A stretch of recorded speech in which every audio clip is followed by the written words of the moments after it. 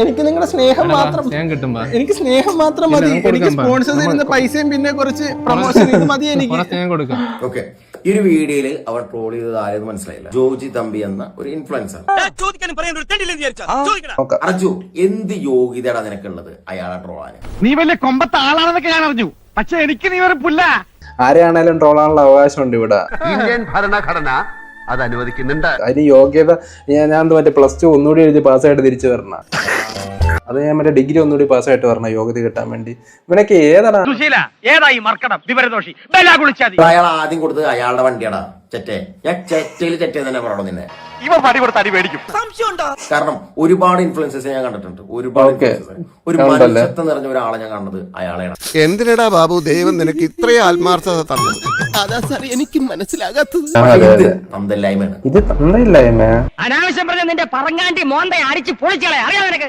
ഇവ ചെയ്ത് തെറ്റാണ്, ഓക്കെ ഫൈൻ. ഈ തെറ്റാണെന്ന് ഇവിടെ ആരും പറഞ്ഞിട്ടില്ല. ഞാൻ ട്രോളായിട്ട് എടുക്കാണ്ട് ഇതുപോലെ കരഞ്ഞുകൊണ്ടിരുന്നു കഴിഞ്ഞാൽ വേറൊരു കാര്യമില്ല. ഇവിടെ പ്രധാനമന്ത്രി ട്രോളുന്നു പിന്നെയാണ് പോടാ പൈത്യക്കാരാ, പോയി തൂങ്ങടാ. കേരളത്തിൽ വലിയൊരു ദുരന്തമാണ് വയനാട് ഉണ്ടായത്. അന്നേരം അയാളുടെ വണ്ടി അയാളെ രക്ഷാപ്രവർത്തനത്തിന് കൊടുത്തു. നീ എന്താണ് കൊടുത്തത്? നീ നിന്റെ വീട്ടിൽ പാളയിൽ കൊടുത്തിട്ടുണ്ടോ?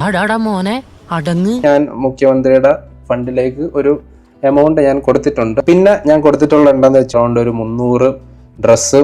അതൊന്നും പക്ഷെ ഇവൻ അറിയില്ല. ഈ ഇട്ടിക്കണ്ടപ്പൻ ചിലത് അറിയണം. ഇതൊക്കെയാണ് ആ പാക്ക് ചെയ്ത് വെച്ച സാധനങ്ങളും കാര്യങ്ങളും ഒക്കെ. ഇതാണ്. കിട്ടിയാ? ഇല്ല, ചോദിച്ചു വാങ്ങിച്ചു. നീ എന്താണ് കൊടുത്തത്? നീ നിന്റെ വീട്ടിൽ പാളയിൽ കൊടുത്തിട്ടുണ്ടോ? നീ അങ്ങോട്ട് പോയിക്കോളി, വീട്ടിൽ പോയിക്കോളി. ഒരു പാവപ്പെട്ട പെൺകുട്ടിനെ MBBS അയാൾ പഠിപ്പിക്കുന്നുണ്ട്. ചില്ലറ എമൗണ്ട് കൊടുത്തിട്ടൊന്നുമല്ല, 40-50 ലക്ഷം ഉറുപ്പ് കൊടുത്തിട്ടാ. നിനക്ക് കഴിയോടാ? നിന്റെ സ്വന്തം പെങ്ങളെ കുട്ടിനെ നീ നേഴ്സറിൽ ചേർത്തിട്ട് പഠിപ്പിക്കാൻ പറ്റുമോ? നിനക്ക് പറ്റില്ലടാ. അല്ല, ഇങ്ങനെ ഒരു വൃത്തികെട്ട സിറ്റുവേഷൻ എന്നെ കൊണ്ട് ഇട്ടുകൊണ്ട് മാത്രം ഞാൻ പറഞ്ഞതാണ്. ഞാൻ ഒരു 6 കുട്ടികളെ കഴിഞ്ഞ വർഷം അതിന് മുമ്പത്തെ വർഷമൊക്കെ ആയിട്ട് ഇപ്പം വരെ ഞാൻ പഠിപ്പിക്കുന്നുണ്ട്. അതും എവിടെയും എനിക്കത് താല്പര്യമില്ല എവിടെ കാണിക്കാനൊന്നും. പക്ഷെ അതിന്റെ ഞാൻ ഇതടിച്ച ഒരു റെസിപ്റ്റ് ഞാൻ കാണിച്ചു തരാം.